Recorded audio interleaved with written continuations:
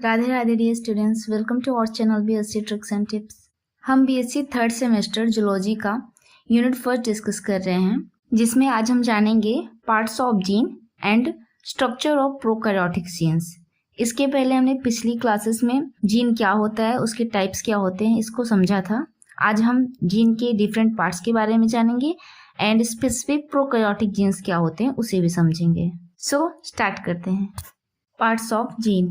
A gene, basic unit of heredity, is composed of several distinct parts, each with a specific function in gene expression and protein synthesis. These includes promoter region, coding region, and the terminator sequence. Gene क्या होता है? एक heredity unit होती है, means ये generation to generation transfer होती है।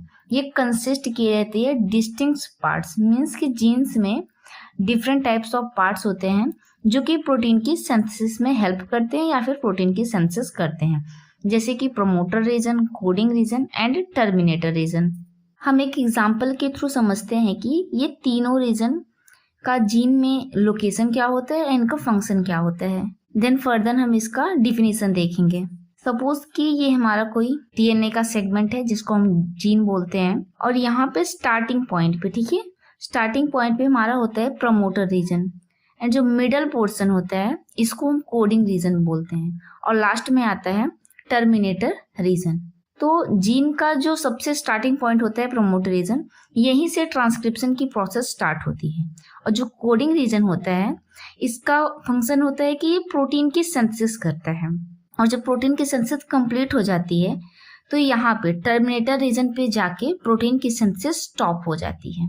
तो यही बेसिकली हमारे तीनों रीजन्स हैं जिसको हम एक एक करके समझेंगे। Start with the promoter region. A region upstream of the coding sequence that initiate gene expression by binding to the RNA polymerase. अब यहाँ पे एक टर्म यूज किया गया upstream of the coding sequence. तो हमने जब डीएनए देखा था, मतलब जीन का स्ट्रक्चर देखा था, तो यहाँ पे क्या था? प्रमोटर, यहाँ पे कोडिंग सीक्वेंस था। तो कोडिंग सीक्वेंस का जो स्टार्टिंग का पॉइंट होता है इसको हम अपस्ट्रीम बोलते हैं, और जो लास्ट वाला पॉइंट होता है इसको हम डाउनस्ट्रीम बोलते हैं।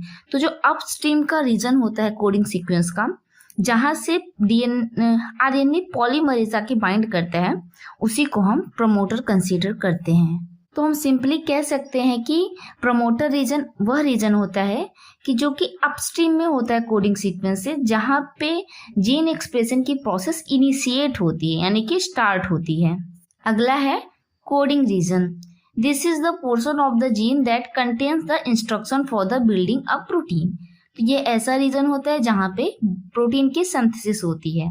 तो कोडिंग रीजन में मेनली टू रीजन्स होते हैं, एक होता है एक्सॉन्स और एक होते हैं इंट्रॉन्स। एक्सॉन्स क्या होते हैं? These are the coding sequence within the gene that are ultimately translated into a protein. तो एक्सॉन्स ऐसे पार्ट होते हैं जिन्हें कोडिंग सीक्वेंस कहते हैं, मीन्स ये प्रोटीन की सिंथेसिस करते हैं। And introns, these are the non-coding region that are sliced out before the mRNA is translated into protein। हम सिंपल वर्ड में समझते हैं कि जैसे हमारा ये कोडिंग रीजन हो गया, ठीक है। तो कोडिंग रीजन में कुछ पार्ट एक्सॉन का होता है, कुछ पार्ट इंट्रॉन्स का होता है। मान लिए ये हमारा 2 एक्सॉन है, 1 इंट्रॉन्स है। तो एक्सॉन्स क्या करेगा? प्रोटीन की सिंथेसिस करेगा, ठीक है, बट इंट्रॉन नहीं करेगा। तो जब ट्रांसक्रिप्शन का प्रोसेस होता है तो जो एमआरएनए बनेगा उस एमआरएनए में एक्सॉन्स भी होंगे, इंट्रॉन्स भी होंगी, लेकिन जब फर्दर एमआरएनए का ट्रांसलेशन होगा, प्रोटीन की सिंथेसिस स्टार्ट होगी, तो ये एक्सॉन क्या हो जाएंगे? रिमूव कर दिए जाएंगे। यहाँ पे यही बताया गया है कि non coding region that are sliced out before the mRNA is translated into protein. Next है terminator sequence. The signal the end of the gene expression and stop transcription। तो टर्मिनेटर एक ऐसा रीजन होता है जहाँ पे सिग्नल प्रोवाइड किया जाता है कि यहाँ पे हमें ट्रांसक्रिप्शन की प्रोसेस अब स्टॉप कर देनी है। तो ये 3 बेसिक पार्ट्स होते हैं जीन के। फर्स्टली होता है प्रमोटर, सेकेंड होता है कोडिंग रीजन, एंड थर्ड होता है टर्मिनेटर सीक्वेंस। यहाँ पे कुछ इंपॉर्टेंट पॉइंट्स दिए गए हैं। जिसको समझना बहुत ही जरूरी है, क्योंकि जब तक आप इसमें क्लियर नहीं होंगे आप ट्रांसक्रिप्शन ट्रांसलेशन को कभी भी नहीं समझ सकते। इन पॉइंट्स को आपको हमेशा माइंड में रख के चलना होगा, तभी आप ट्रांसक्रिप्शन और ट्रांसलेशन को इजीली समझ पाएंगे। क्योंकि जीन के स्ट्रक्चर को पढ़ने का बेसिक मोटो यही है कि हम ट्रांसक्रिप्शन और ट्रांसलेशन को समझ पाए।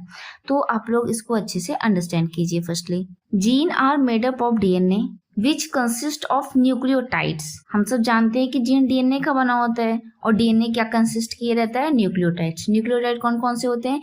Adenine, thymine, guanine, cytosine. DNA has a double helical structure with the 2 strand connected by base pairs. हम जानते हैं कि डीएनए कैसा होता है? एक डबल हेलिकल स्ट्रक्चर्स होते हैं, ठीक है।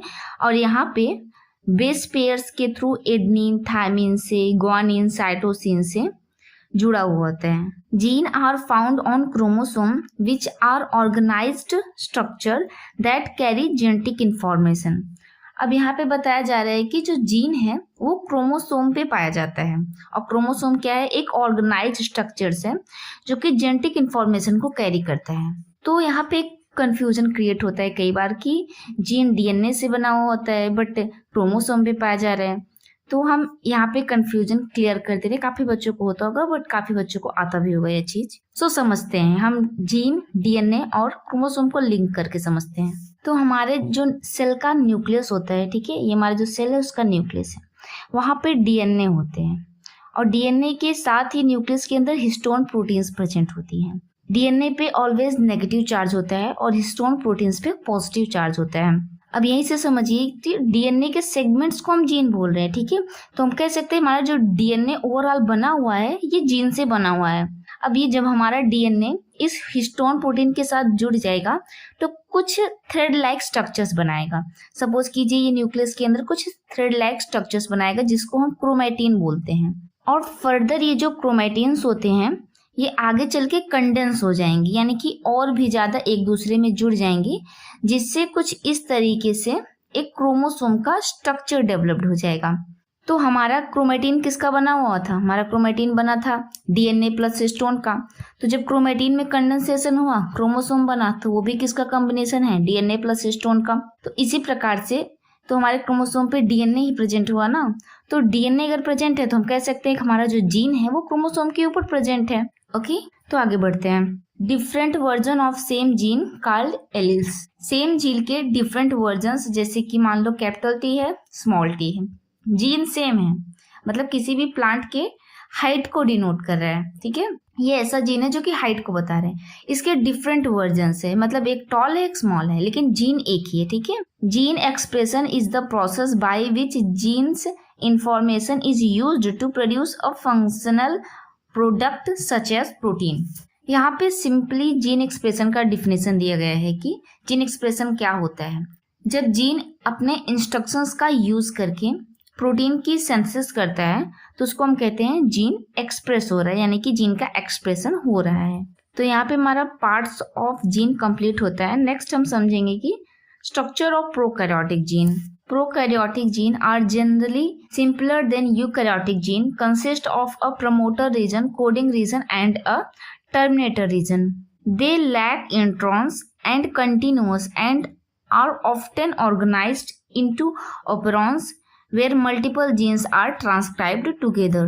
तो इसमें यही बताया जा रहा है कि सिंपली जो अदर जीन्स जैसे होते हैं जिनमें प्रमोटर, कोडिंग और टर्मिनेटर रीजन होता है, तो सिंपली प्रोकैरियोटिक जीन्स में भी वही सब होता है। बट कोडिंग रीजन में क्या होता है कि जो यूकैरियोटिक जीन्स होते हैं उसमें एक्सॉन्स होते हैं, इंट्रॉन्स होते हैं। बट यूकैरियोटिक जीन में क्या होता है? सिर्फ इंट्रॉन्स प्रेजेंट होते हैं, एक्सॉन्स अब्सेंट होते हैं। देखिए यहाँ पे क्या लिखा गया है ना, they lack introns, are continuous and organised into operons. ये कंटिन्यूअस होते हैं, यानी कि सारे जीन्स जो एक्सॉन्स होंगे, प्रोटीन कोडिंग जीन्स होंगे, वो कंटिन्यूअस में होंगे, एक ग्रुप में होंगे जिसको हम ओपेरॉन बोलते हैं। यहाँ पे हम इसकी पार्ट्स को समझेंगे। तो फर्स्ट है promoter region, the region where the process of transcription is start. And next है coding region, the region where the protein synthesis occurs. Terminator region, the region where the process of transcription stop. Next है operons. Prokaryotic gene are often grouped together into operons where multiple genes are transcribed from a single promoter. तो ओपेरॉन्स का अगर हमें definition पूछा जाए तो हम बता सकते हैं कि प्रोकैरियोटिक जीन्स जब ग्रुप में होते हैं और उनका जो ट्रांसक्रिप्शन होता है वो सिंगल प्रमोटर के थ्रू होता है, उसको हम क्या बोलते हैं, ओपेरॉन्स बोलते हैं। नेक्स्ट है operator, a region where the regulatory protein bind to control the gene expression. Operator को हम डायग्राम के थ्रू समझते हैं। देखिए यहाँ पे different parts of prokaryotic genes हो किए गए हैं, जैसे कि ये हमारा प्रमोटर हो गया, ये हमारा ऑपरेटर हो गया, और ये स्ट्रक्चरल जीन्स हैं, ये रेगुलेटरी जीन्स हैं। तो फर्स्टली हम प्रमोटर को समझते हैं। ऑपरेटर एक ऐसा रीजन होता है जहाँ से रेगुलेटरी जीन जो भी प्रोटीन बनाएगा वो आके ऑपरेटर से बाइंड होता है, और ये दो तरीके के प्रोटीन्स बनाता है रेगुलेटरी जीन। एक होता है रिप्रेशर और एक होता है एक्टिवेटर। मान लो इसने एक्टिवेटर, ठीक है, एक्टिवेटर प्रोटीन बनाया और एक्टिवेटर प्रोटीन ऑपरेटर से बाइंड कर गया, और यहाँ पे ये प्रमोटर होता है जहाँ से आरएनए पॉलीमरेज आके बाइंड करता है। जब ये चीजें यहाँ पे बाइंड हो जाएंगी तभी जाके ट्रांसक्रिप्शन का प्रोसेस स्टार्ट होता है। और जो स्ट्रक्चरल जीन्स होते हैं इनका फंक्शन होता है कि पर्टिकुलर प्रोटीन की सिंथेसिस करना, जिसका यूज फर्दर सेल अपनी ग्रोथ के लिए, डिवीजन के लिए या फिर बॉडी के डेवलपमेंट के लिए यूज करता है।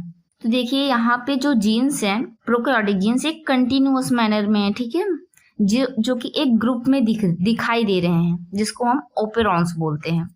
तो यहाँ पे जब ट्रांसक्रिप्शन होगा इन जीन्स का तो हमें mRNA ऑब्टेन होगा, यहाँ पे आप लोग mRNA लिख लीजिएगा, और फर्दर जब इस mRNA का ट्रांसलेशन होगा तो हमें प्रोटीन्स ऑब्टेन हो जाएंगी। तो प्रोकैरियोटिक एंड यूकैरियोटिक जीन में बेसिकली ये स्ट्रक्चर होता है कि यूकैरियोटिक जीन्स में इंट्रॉन्स प्रेजेंट होते हैं एंड प्रोकैरियोट्स में इंट्रॉन्स अब्सेंट होते हैं। ओके स्टूडेंट, तो आज का टॉपिक यहाँ पे हमारा कंप्लीट होता है। आई थिंक ये टॉपिक आपको समझ में आया होगा। इसी तरह की और वीडियोस के लिए चैनल को लाइक, सब्सक्राइब एंड शेयर करना ना भूलें। नेक्स्ट क्लास में हम डिस्कस करने वाले हैं आरएनए पॉलीमरेज को। Okay students, Radhe Radhe.